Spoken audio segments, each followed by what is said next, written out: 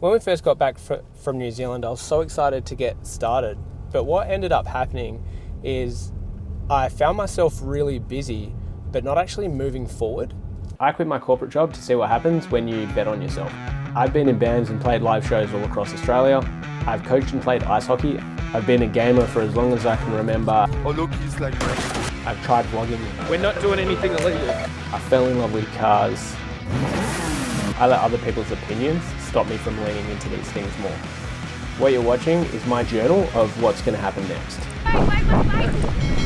My name's Jaden, and welcome to A Drive to Thrive. I got back from New Zealand.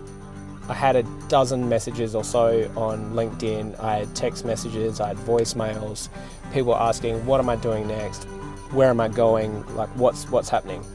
I'd left a job where I was constantly busy and in meetings, and I was trying to break that habit. But instead, here I was, working for myself, doing the exact same thing. Flashback. And yeah, I had a handful of people reach out, and now I find myself booking, I guess, catch-ups, hangouts, I don't really know what to call them, with some people that I know well, some people that I've only met on occasions. 1 hour later. What I've learned from that meeting is that I probably should have asked directly what they were expecting, because there was no agenda, there was no thing. I mean, it could have this is where I'm bad at making friends sometimes, right? It could have just been that they're just genuinely like hanging out. End of flashback. I was just trying to do everything and think of everything. I was like, look, how am I going to make money? What am I going to do? And I was spreading myself so thin, trying to work out what was going to work. And I was just like, and it was a bit manic. What I really needed was less meetings and more clarity. I wanted to know where I was heading. Like, I love driving for the sake of driving and getting behind the wheel, but this definitely wasn't the right time to be doing that. I actually needed direction, and I needed to know where I was going. The first week was a lot of me just saying yes and going to these things. And just as I started to get into it, life really started to test us. We had our solar system upgraded to include a new battery system in the house, and unfortunately the electricians didn't actually secure all the switches correctly when they finished the job. And what ended up happening was the circuit board actually fried and our power went out. It was a part of the coldest days that we had experienced during winter. It was around -2 degrees where we were living, and because we had no power, we ended up camping in my daughter's room with a generator outside, which we had to switch off fairly early because we didn't want to annoy all of our neighbours. It was rough. We all ended up getting sick as well. My daughter first, then my wife, and then myself ended up getting a really bad case of influenza, which we then developed bronchitis, which then further developed into sinusitis for my daughter and my wife, which has been rough. I was sat there just going, are you serious? Like, can I get a break? But, you know, that's life. Life happens.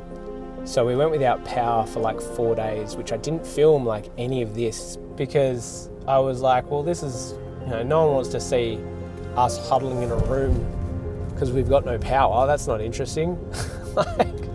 But then I realized it's not what's being filmed, it's the story behind it. So one of the things I need to focus on and get better at this point, or this stage, is filming and documenting more of the day-to-day. Even though I'm still learning, and Rose is being amazing and prompting me fairly regularly to record more. The other challenge I had, of course, was like, I had all these ideas and all these thoughts of what I was going to do, but just like 22 in the movie Soul, I was like... And another thing, they say you're born to do something, but how do you figure out what that thing is? I mean, what if you pick up the wrong thing or somebody else's thing? Then you're stuck. Been there before. I'll take one of those. And I had no real direction, and I was trying to do everything that I could think of. And so I was so overwhelmed with decision paralysis, with all these possibilities of all these things I could do, that I was like, dude, making no decision is the wrong decision. You just have to stick to one, like just give something a go. The idea was to actually set some ground rules. The ground rules set was to enjoy the process and then write down, what do I enjoy, what am I good at, and then what can I develop? Because I once heard someone say, and I wrote it down, it was Eamon Sullivan actually. The leading man of Australian swimming, holding world records for both 50 and 100 metre freestyle in 2008. Said, passion doesn't equal skill, or something to that effect. Once I made this commitment with myself, it significantly felt like I had a lot less pressure, because I gave myself permission to enjoy the process, try some things, learn, document, and adapt and evolve. But it made me think, just because I like something or I enjoy something doesn't necessarily mean I'm going to be any good at it.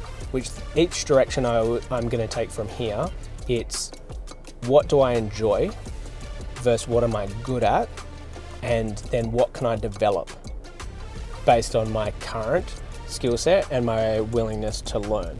It meant that the focus was now on actually learning and developing, rather than what can I make money doing? How can I keep my family safe? Eventually the power came back on, which as corny as it is like, even when things get dark, the light comes back on.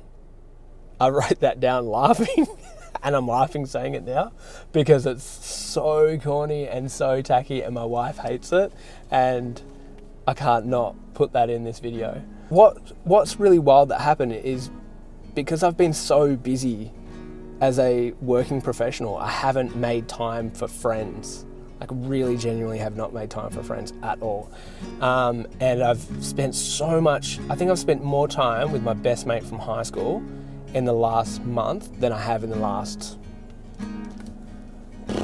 5 to 10 years. When we caught up in like the middle of all of this, I was just telling him about some of the stuff I was working on, and we had talked about going into business together. Now, he runs a carpet cleaning business which he bought off his stepdad, and he and I used to work for his stepdad when we were kids for extra pocket money during school holidays, cleaning carpets. Now, he runs his carpet cleaning business and he's owned it for the last 7 or 8 years, I think now. And the challenge that he has now is he feels that he doesn't have the skill set to grow the business. He's passionate about what he does. He cares about the quality of work he does, but he doesn't know how to market or sell his business to generate better revenue, and he continues to compete with budget carpet cleaning businesses who offer a substandard service. So given my sales and business development background, he asked for help with his business on how to, better sell his services. And although in the moment I wasn't quite sure where to set my focus, I still said yes, because the idea of helping a friend be more successful was really exciting. So that's where our next chapter begins.